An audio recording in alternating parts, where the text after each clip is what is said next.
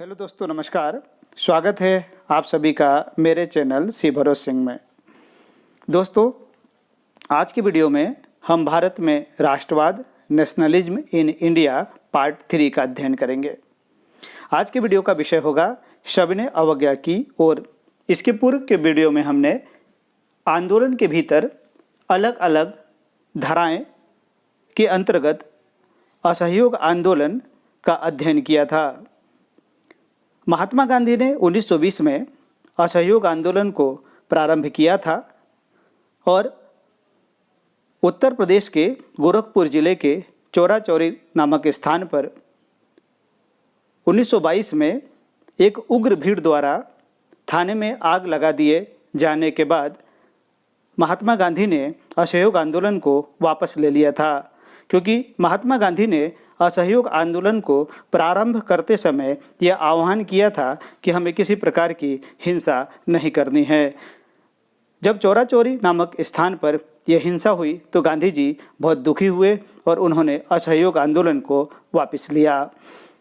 अब 1920 से 1930 के बीच में किन किन परिस्थितियों का जन्म हुआ और महात्मा गांधी को सविनय अवज्ञा आंदोलन क्यों प्रारंभ करना पड़ा, आज के वीडियो में हम इसका अध्ययन करेंगे।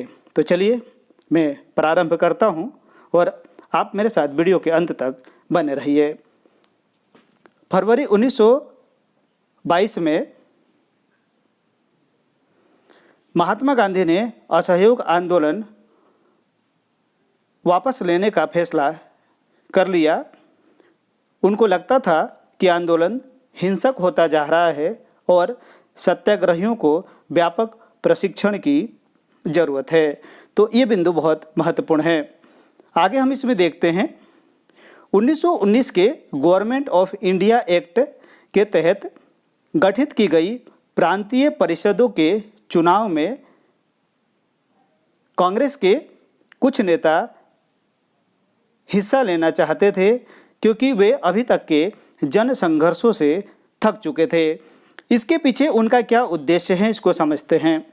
उनको लगता था कि परिषदों में रहते हुए ब्रिटिश नीतियों का विरोध करना, सुधारों की वकालत करना और यह दिखाना भी महत्वपूर्ण है कि ये परिषदें लोकतांत्रिक संस्था है या नहीं। इसी प्रकार से CR दास और मोतीलाल नेहरू ने परिषद राजनीति में वापस लौटने के लिए कांग्रेस के भीतर ही स्वराज पार्टी का गठन कर डाला। तो स्वराज पार्टी भी आप लोग के लिए एक बहुत ही महत्वपूर्ण विषय है। अब आगे चलते हैं और कुछ महत्वपूर्ण तथ्यों का अध्ययन करते हैं। आंतरिक बहस और असहमति के इस माहौल में दो ऐसे तत्व थे जिन्होंने 20 के दशक के आखिरी सालों में भारतीय राजनीति की रूपरेखा को एक बार फिर बदल दी। वो कौन कौन से तत्व थे, जरा इसको समझ लेते हैं। पहला, विश्वव्यापी आर्थिक मंदी। तो विश्वव्यापी आर्थिक मंदी ने बड़ा प्रभाव डाला। 1926 से कृषि उत्पादों की कीमतें गिरने लगी थी, जिसका व्यापक असर हुआ। आगे चलते हैं और महत्वपूर्ण यहाँ बिंदुओं को समझने का प्रयास करते हैं और वो कौन से महत्वपूर्ण बिंदु है जो महात्मा गांधी को सविनय अवज्ञा की ओर अग्रसर करते हैं। 1928 में जब साइमन कमीशन भारत पहुंचा, ये बहुत महत्वपूर्ण तथ्य है, जरा इसे सभी समझते चलिएगा कि 1928 में जब साइमन कमीशन भारत पहुंचा तो उसका साइमन वापस जाओ के नारों के साथ विरोध किया गया। अब साइमन कमीशन का क्यों विरोध किया गया? क्योंकि साइमन कमीशन के अंदर जो है कोई भी भारतीय नहीं था, इसलिए साइमन वापस जाओ का नारा दिया गया। अब साइमन कमीशन का जब विरोध चल रहा था तो साइमन कमीशन के विरोध को किस प्रकार से समर्थन मिल रहा था, इसको यहाँ पर समझते हैं। कांग्रेस और मुस्लिम लीग जैसे सभी पार्टियों ने इसमें हिस्सा लिया। अब क्योंकि इसका ब्रिटिश साम्राज्य के ऊपर निरंतर दबाव बनता जा रहा था, इसलिए लॉर्ड इरविन ने, ध्यान रखिएगा, लॉर्ड इरविन ने अक्टूबर 1929 में भारत के लिए डोमिनियन स्टेट का गोलमोल ऐलान कर दिया। डोमिनियन से मतलब है कि साम्राज्य तो ब्रिटिश शासन का रहेगा, शासन ब्रिटिश साम्राज्य का रहेगा, लेकिन उसमें कुछ स्वायत्तता प्रदान कर दी जाएगी। अब अगले बिंदु को चल के देखते हैं और इसका और अध्ययन करते हैं। मध्यम वर्गीय नेता ब्रिटिश डोमिनियन के भीतर ही संवैधानिक व्यवस्था के पक्ष में थे, लेकिन ये जो खेमा था इसका प्रभाव जो है घटता जा रहा था, इसका कुछ विशेष वर्चस्व नहीं था। अब 1929 में जवाहरलाल नेहरू की अध्यक्षता में बहुत ही महत्वपूर्ण बिंदु है परीक्षा के दृष्टिकोण से।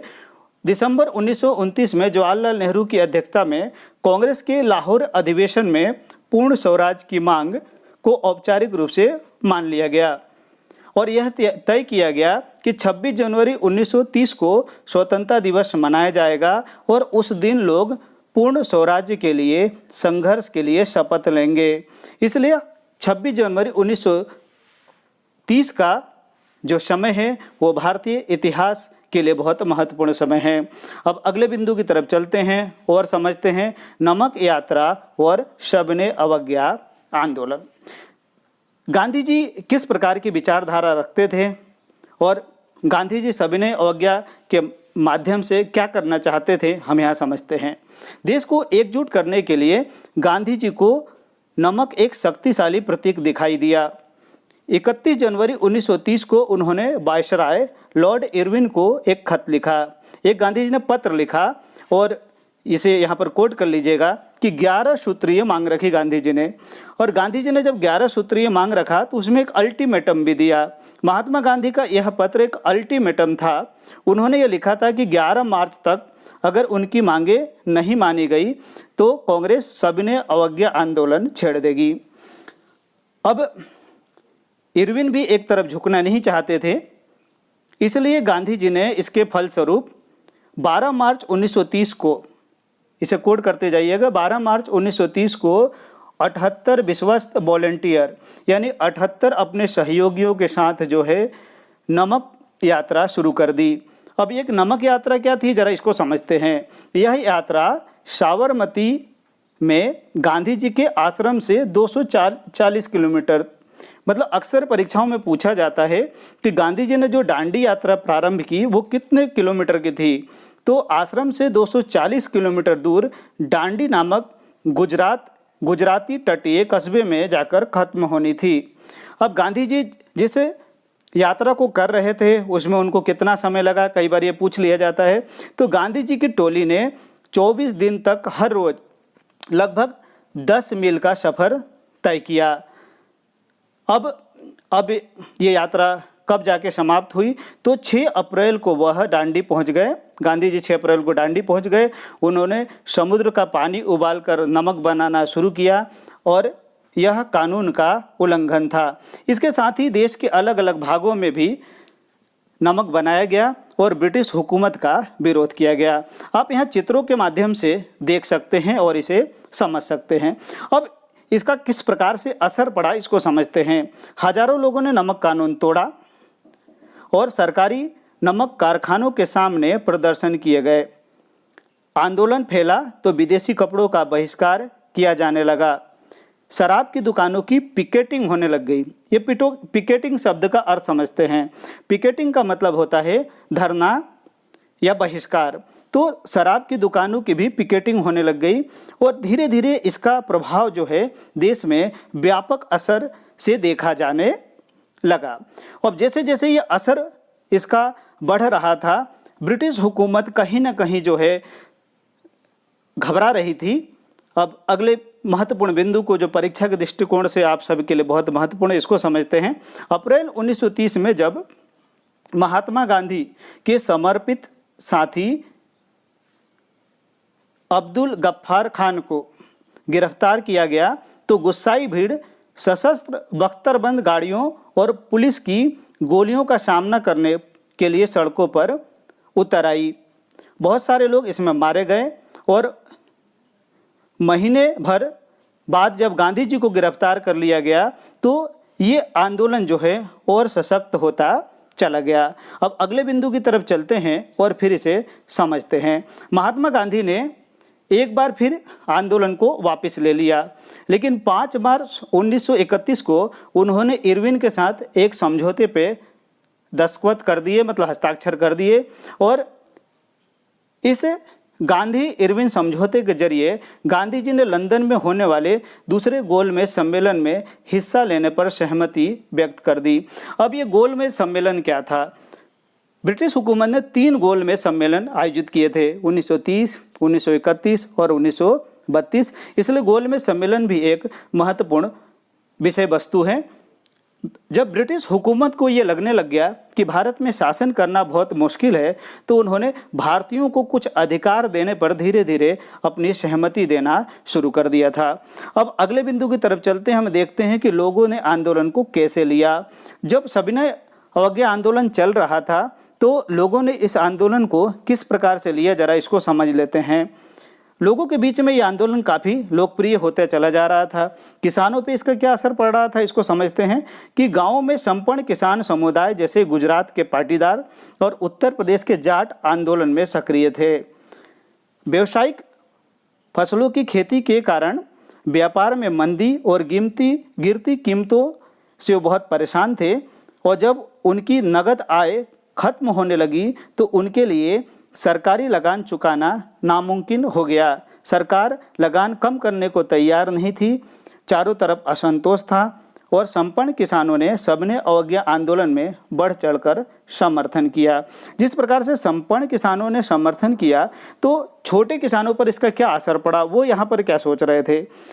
गरीब किसान केवल लगान में कमी नहीं चाहते थे, उनमें से बहुत सारे किसान जमींदारों से पट्टे पर जमीन लेकर खेती कर रहे थे। उनकी सोच थी कि जमींदारों से हम जमीन लेकर जो खेती कर रहे थे, और जिस प्रकार से मंदी आई थी, इसके कारण से वो गांधी जी के साथ इस आंदोलन में जुड़ना चाहते थे।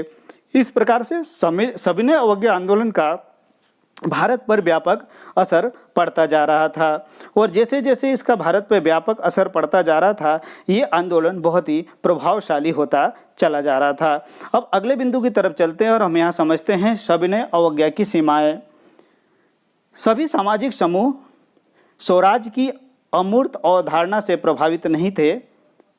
ऐसा ही एक समूह राष्ट्र के अछूतों का था। वे 1930 के बाद खुद को दलित या उत्पीड़ित कहने लगे थे, यानी कहीं ना कहीं वो सामाजिक धारा से अपने को दूर समझते थे। कांग्रेस ने लंबे समय तक दलितों पर ध्यान नहीं दिया, क्योंकि कांग्रेस का रूढ़िवादी स्वर्ण हिंदू सनातनी पंथियों से वो डरी हुई थी। लेकिन महात्मा गांधी ने ऐलान किया कि छुआछूत को अगर खत्म नहीं किया गया तो 100 साल तक भी भारत में स्वराज की स्थापना नहीं हो सकती है। इसलिए सभी को साथ लेकर आना बहुत आवश्यक है। अछूतों को हरिजन यानी ईश्वर की संतान महात्मा गांधी ने बताया। उन्हें मंदिरों, सार्वजनिक तालाबों, सड़कों और कुओं पर समान अधिकार दिलाने के लिए सत्याग्रह किया। महात्मा गांधी ने स्वयं इसको करके बताया। मेला ढोने के काम को प्रतिष्ठा दिलाने के लिए वे खुद शौचालय साफ करने लग गए, जिससे समाज के सभी वर्ग के लोग जो हैं महात्मा गांधी से जुड़े, और जो समाज में छुआछूत की जो विकट स्थिति उत्पन्न हो गई थी उसको कम किया जा सके। अगला महत्वपूर्ण बिंदु की तरफ चलते हैं, इसको समझते हैं कि डॉक्टर अंबेडकर ने 1930 में दलितों को दलित वर्ग एसोसिएशन में संगठित किया। दलितों के लिए अलग निर्वाचन क्षेत्रों के सवाल पर दूसरे गोलमेज सम्मेलन में महात्मा गांधी के साथ उनका काफ़ी विवाद हुआ। जैसे मैंने पूर्व में आपको बताया कि 3 गोलमेज सम्मेलन आयोजित किए गए थे, 1930, 1931, 1932। अब आप सभी के लिए इसमें जो सबसे महत्वपूर्ण बिंदु है, जरा इसको समझते हैं। वो महत्वपूर्ण बिंदु है सितंबर 1932 में पूना पैक्ट पर हस्ताक्षर कर दिए गए। अब पूना पैक्ट पे हस्ताक्षर कर दिए गए तो इसका क्या असर पड़ा। गांधी जी ने भीमराव अंबेडकर जी की किन किन बातों पे सहमति दी थी, इस बिंदु में हम इसको देखते हैं। इसमें दलित वर्गों को प्रांतीय एवं केंद्रीय विधायी परिषदों में आरक्षित सीटें मिल गई। हालांकि उनके लिए मतदान सामान्य निर्वाचन क्षेत्रों में ही होता था। फिर भी दलित आंदोलन कांग्रेस के नेतृत्व में चल रहे राष्ट्रीय आंदोलन को शंका की दृष्टि से देखता रहा। गांधी जी ने काफ़ी प्रयास किया और भीमराव अंबेडकर जी और गांधी जी के बीच 1932 में पूना पैक्ट का समझौता हुआ था, जो आप सबके परीक्षाओं के लिए बहुत महत्वपूर्ण है। तो हमने आज के वीडियो में ये देखा कि किस प्रकार से महात्मा गांधी का सविनय अवज्ञा आंदोलन भारत को एक सूत्र में बांधने में सफल रहा। मैं इसी तरह के महत्वपूर्ण वीडियो निरंतर आप सभी को उपलब्ध कराता रहूँगा। आप मेरे वीडियो संबंधी जानकारी मेरे Telegram channel general knowledge and history पर जाकर देख सकते हैं। साथ ही आप मुझे फेसबुक और इंस्टाग्राम पे फॉलो कर सकते हैं। आपको मेरा वीडियो पसंद आए तो इसे लाइक, शेयर और सब्सक्राइब जरूर कीजिए। थैंक्स।